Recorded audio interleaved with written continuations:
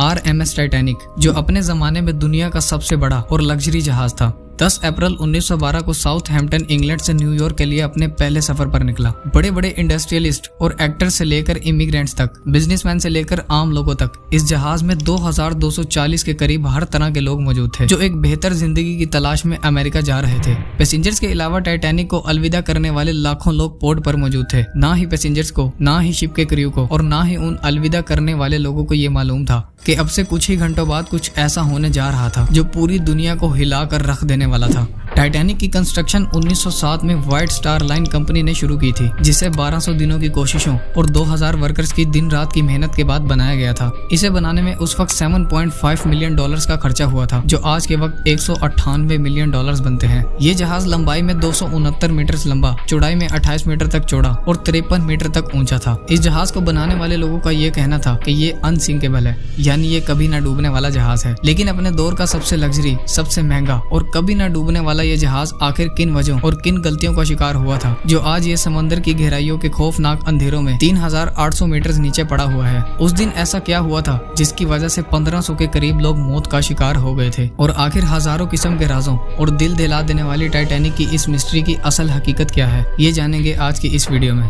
10 अप्रैल 1912 को दोपहर के 12 बजे टाइटैनिक ने अपना पहला सफर शुरू किया था। उस दिन अटलांटिक ओशन बिल्कुल सुनसान और खामोश था और किसी भी किस्म के समुद्री तूफान के आने की कोई भी वार्निंग नहीं थी। लेकिन अपने सफर पर रवाना होने के 2 दिनों बाद टाइटैनिक को अपनी पहली आइस वार्निंग्स मिलना शुरू हो गई थी। यानी जिस अटलांटिक ओशन में तैर कर ये अमेरिका की तरफ बढ़ रहा था, वहाँ पर आइसबर्ग्स मौजूद थे, यानी बर्फ के बड़े बड़े पहाड़ मौजूद थे। इन वार्निंग्स के मिलने के बाद टाइटैनिक ने अपनी स्पीड को कम किए बगैर ही 2 बार अपने रास्ते को बदला था। 2 दिन बाद 14 अप्रैल को फिर से टाइटैनिक को 7 आइस वार्निंग्स मिली थी, लेकिन शिप के कैप्टन और क्रू ने उन वार्निंग्स को इग्नोर कर दिया था। टाइटैनिक अब समुद्र के जिन इलाकों में मौजूद था, वहाँ हर तरफ अंधेरा ही अंधेरा था। लेकिन टाइटैनिक से कुछ ही किलोमीटर दूर एक और शिप SS कैलिफोर्नियन भी वहाँ मौजूद थी, जिसने टाइटैनिक को एक बहुत बड़े आइसबर्ग की वार्निंग दी थी, और उस वार्निंग को पूरी तरह से इग्नोर कर दिया गया था। फिर कुछ ही घंटों बाद शिप के क्रू ने खुद से कुछ ही दूर एक बहुत बड़े आइसबर्ग को देखा, जिसने उन लोगों के रोंगटे खड़े कर दिए थे। ये आइसबर्ग 400 फीट तक लंबा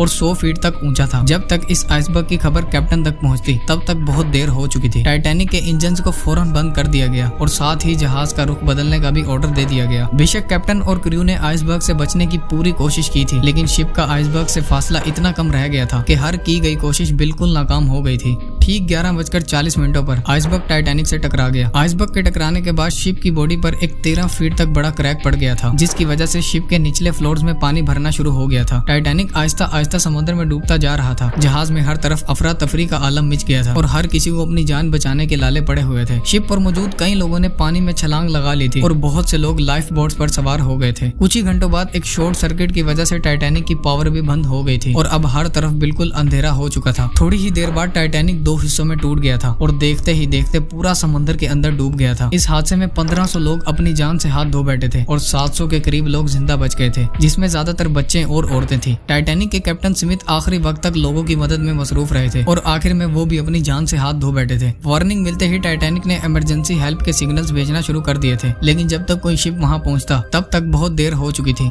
टाइटैनिक को बनाते वक्त कुछ ऐसी गलतियां की गई थी जो अगर ना की जाती तो आज टाइटैनिक की कहानी बिल्कुल अलग होती। टाइटैनिक को शुरुआत से ही बहुत ज्यादा रफ्तार से चलाया गया था, जिसकी वजह से आइसबर्ग की वार्निंग मिलने के बाद इसका रुख बदलना बिल्कुल बेकार हो गया था, क्योंकि ज्यादा स्पीड की वजह से किसी भी शिप का रुख बदलना बहुत मुश्किल होता है। इसके अलावा शिप पर मौजूद अलर्टर के पास किसी भी किस्म की कोई दूरबीन मौजूद नहीं थी, जिसकी मदद से समंदर में बर्फ के पहाड़ों को देखा जाता, और मिलने वाली वार्निंग्स को भी इग्नोर किया गया था। टाइटैनिक की बॉडी पर जो रिवेट्स लगाए गए थे, उन्हें स्टील से नहीं बल्कि कास्ट आयरन से बनाया गया था। ये रिवेट्स ही थे जो लोहे के बड़े बड़े पीसेस को आपस में जोड़े हुए थे, लेकिन इन रिवेट्स की क्वालिटी अच्छी ना होने की वजह से आइसबर्ग से टकराते ही ये खुल गए थे।